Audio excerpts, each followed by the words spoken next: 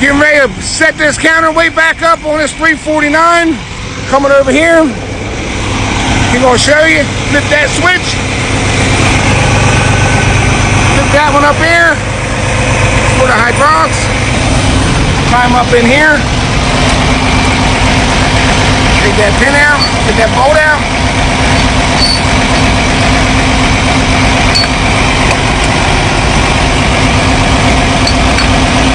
It's such a long process. God almighty.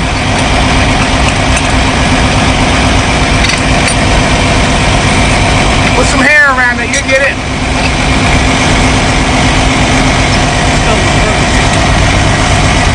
So you gotta tighten back up. Come on back out. You gotta flip that switch again, cuz, yep, bam.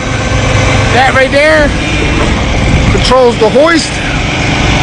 Pick this motherfucker up.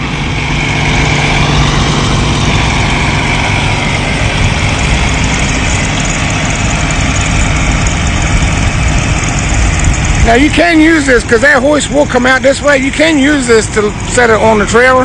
We don't. You can use the machine for that. You don't really need to do that. See how good right up there, perfect? Now you gotta go up there high enough so you can spin these blocks. It's gonna set right down on there. Can't get it.